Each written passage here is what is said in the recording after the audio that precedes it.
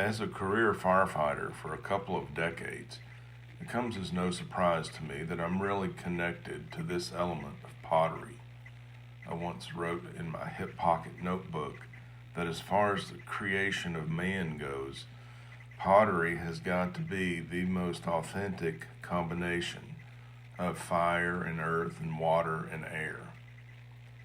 And this particular firing in a forced gas kiln proved that the fire element is definitely authentic to pottery.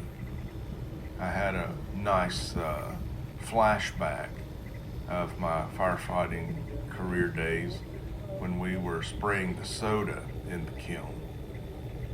There was fire everywhere. I was on the nozzle. It was so educational, very exciting. Everyone's looking forward to the result of our masterpieces that we put in this kiln, this furnace. And the type of firing that's happening is called reduction, as opposed to oxidation in an electric fired kiln. And those are just fancy words for how the air acts with the heat to make the glaze do things, hopefully desirable things, on the pottery. In this forced gas type kiln, you don't have all of the control.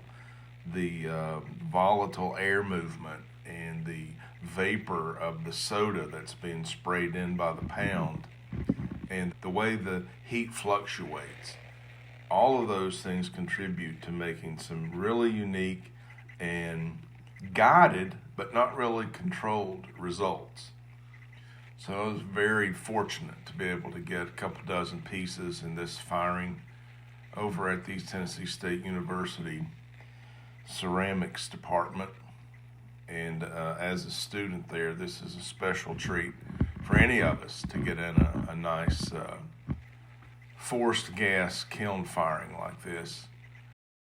At the same time, we're loading up this kiln to do our firings, and I've included the face jugs, calling back the history, the rich history of southeastern potters, that were doing this centuries before I was. The museum on campus is hosting an exhibit full of outsider folk art. Reverend Jimmy Morrow is the featured artist. There's also several Howard Finster pieces in the show, as well as several William Cross carvings and others. All of these elements came together, and it's going to be like a celebration of folk art, folk tradition, art, people using what they have available to them, including those basic elements. This particular firing, obviously the clay comes from the earth. It doesn't become clay without the water. The reduction firing, the way the air's acting with the heat and the glaze and the clay and the fire. It's kind of beautiful to me. All of those elements coming together in this particular event make it really special.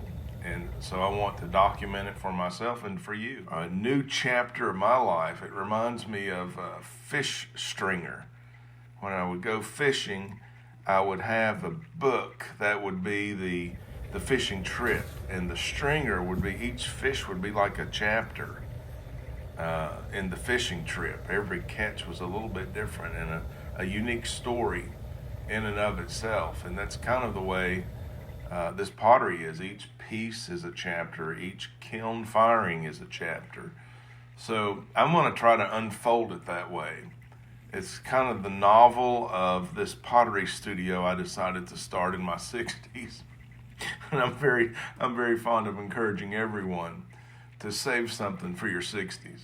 Anyway, thanks again for being here and watching these videos with me. Let me know how you're feeling about them. And I hope you'll leave me a comment, and apparently it helps with the channel if you subscribe and hit the notification bell and all of the clicks. If you enjoy doing that kind of thing, I'd appreciate it. Till next time, enjoy the rest of this one.